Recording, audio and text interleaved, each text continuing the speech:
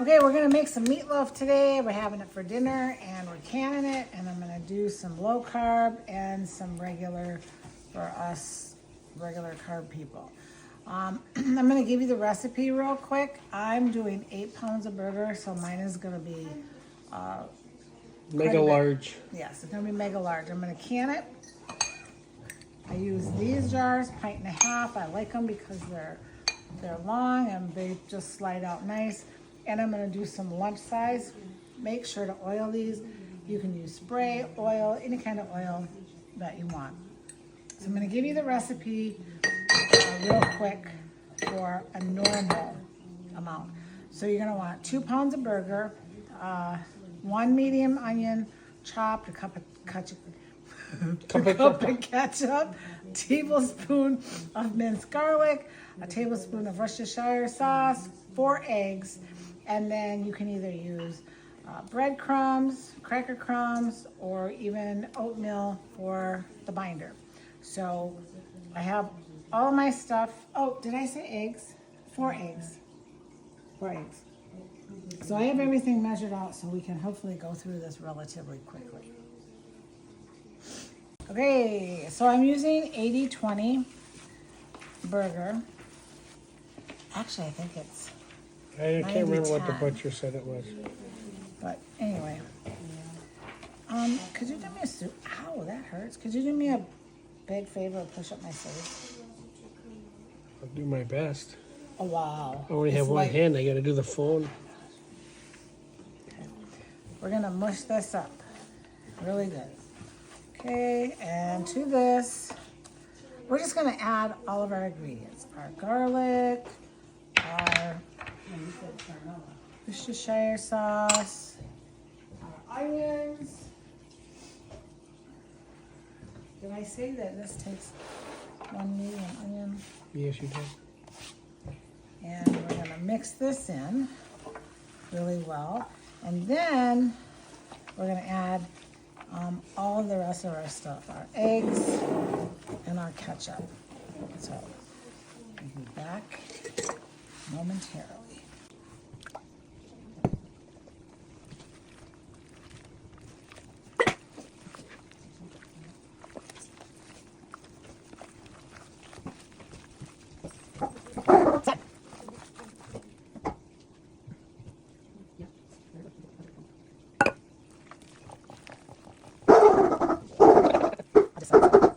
I'll just silence it. Actually, okay. All right, so we're going to add these are cracker crumbs, and then I have some dehydrated or not dehydrated, but sourdough breadcrumbs. So I'm probably gonna have to end up making more crumbs because I just don't think this is gonna be enough. Glenn, you wanna dump the rest of that in here? If it's not too much. Oh, yeah, I just got to get all around all your stuff. Oh, I see.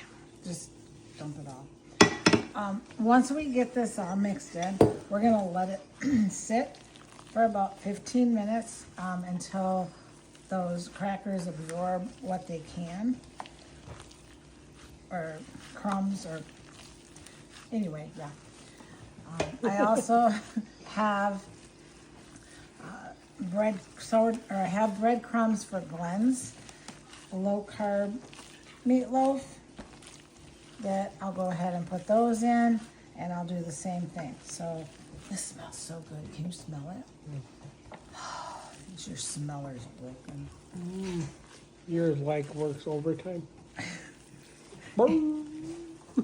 Boom.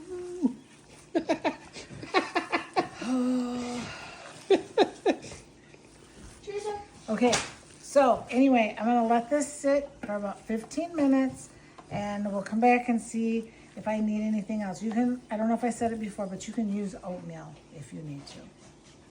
Okay, so I ended up needing to add a few more cracker crumbs, which I normally do.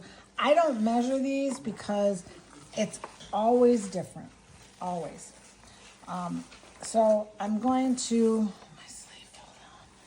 I'm going to do my jars first, and then, because I'm gonna have lots, and then I'm gonna do my pan.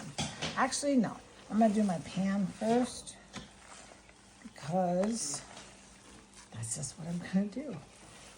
So make sure that this is all mixed up. Now, if you wanna add green peppers, celery, cheese, by all means, you can definitely do that. What are some other things people add? I don't remember, but by all means, you can do that. So I'm gonna take off a glove here. This is all pretty well mixed in here. And I'm gonna show you how to pack your jars. Now, when you pack these, you need to leave enough, enough room for the grease to overflow, because it's going to. Or not, you don't want it to overflow, but you need to leave enough room just in case it does. Okay, so I'm gonna just take my stuff here, and as I put it in, I'm gonna pack it down. I'm gonna get as many of those air pockets out as possible. Okay, just like this. Get them in there, pack them down. My wrist hurts. Supposed to go to occupational therapy tomorrow, but we're expecting a heck of a snowstorm. So I'm thinking that that's not gonna happen. Okay, so you're gonna want to make sure you wipe these off really, really well. Now, I bake them in the oven first because I like them to get a little bit of a brown, good brown color. I don't know, it's just, it looks nice. So I bake them in the oven, put them on a cookie sheet or some sort of baking dish with some tin foil, so that the grease that's gonna happen is gonna be able to come up over the top. I'm gonna wipe these off before I put them in the oven to bake. Also, I do not preheat my oven because this is cold, the jars are cold, and I'm afraid if I preheat the oven that the jars are gonna break. So the oven is gonna be heated to, can you scroll that up, Glenn? Can you keep going? Can you keep going? So I guess, I don't know, scroll back down. Did I put it at the top? All right, I guess I have to add that to the recipe, but 350 degrees. The one in the loaf pan is gonna go for about an hour. This one's gonna go for about 25, 30 minutes. I wanna just see some nice brown starting to get on here. So 350 for an hour, 350 for 25 to 30 minutes. All right, set my bottom oven at 350, the other one's for something else. And there they are. I'm gonna check them every 10 minutes because I wanna take some paper toweling and try to pull off some of that grease that I know is gonna form on the top. We definitely have an escape artist. I think I have to, yeah, it's time to put them in the water bath. All right, this is the low carb one, and this is the regular. And so we have one step to go before everything will be complete, and that's the canning piece of it. I should let this cool down a little bit, otherwise it might just fall apart. Not too bad. So, all right, we're gonna sit down to a good meal. All right, so the other night I made the meatloaf, and I did not have a chance to clean stuff off because it was super hot. And this is going to, or this one here in the water bath is going to raise up again. So what I'm gonna do is I'm gonna take the tops off from these a little bit, maybe not these. Probably this one though, for sure.